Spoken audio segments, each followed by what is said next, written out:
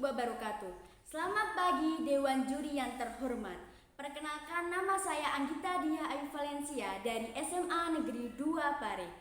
Saya pada kesempatan kali ini akan menjadi pembicara pertama pemerintah dengan mosi yang berjudul sebagai negara berkembang dengan potensi maritim, Dewan ini tidak akan menggunakan strategi ekonomi biru. Saya setuju dengan mosi ini karena yang pertama, latar belakang mengapa mosi ini muncul dan banyak menunjukkan pro kontra, yaitu negara Indonesia memiliki wilayah perairan lebih luas dari daratannya. Indonesia memiliki luas perairan mencapai 3,25 juta kilometer persegi dengan persentase sekitar 70%.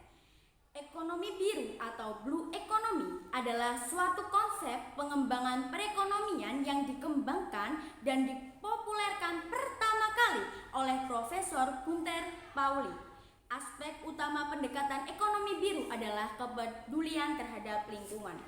Sebelum kita meranah ke argumen-argumen, saya akan menjelaskan kata kunci, yaitu yang pertama, negara berkembang, dan yang kedua yaitu ekonomi biru. Negara berkembang adalah istilah yang digunakan untuk menyebut negara yang memiliki tingkat pertumbuhan ekonomi yang relatif tinggi, sedangkan ekonomi biru adalah strategi pembangunan ekonomi nasional yang mengandalkan sumber daya kelautan atau potensi maritim yang dimiliki oleh suatu negara.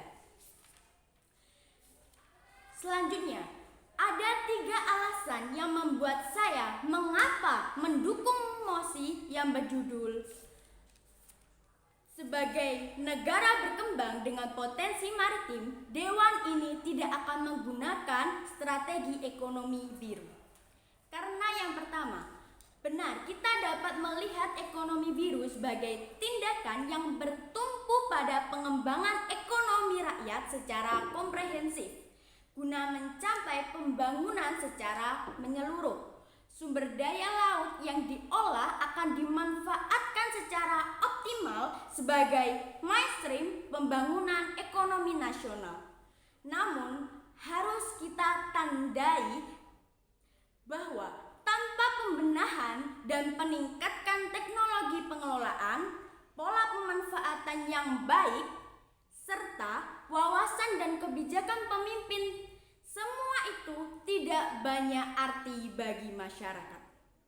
Alasan kedua yaitu upaya revitalisasi ekonomi kelautan harus perlu difokuskan pada pembangunan ilmu pengetahuan dan teknologi, penganggaran, meningkatkan patroli keamanan untuk menghindari pencurian ikan atau illegal fishing.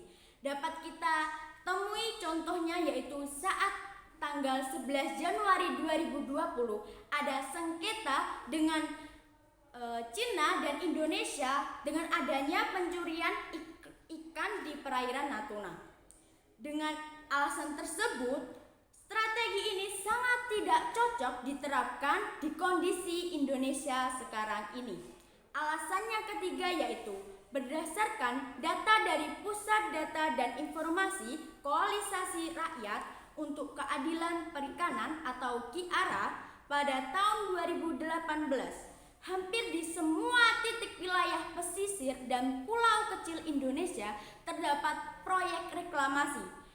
Dari total 79.348 hektar luas lahan yang akan direklamasi ditaksir akan berdampak terhadap sekitar 747.000 nelayan.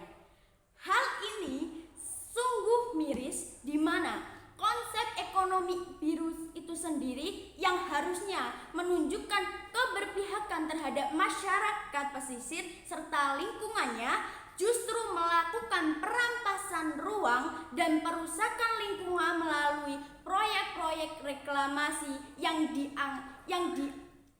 dilakukan oleh pemerintah. Saya tegaskan sekali lagi bahwa saya setuju dengan mosi ini karena ekonomi biru juga memiliki dampak negatif bagi masyarakat dan lingkungan di pesisir pantai. Terima kasih. Wassalamualaikum warahmatullahi wabarakatuh.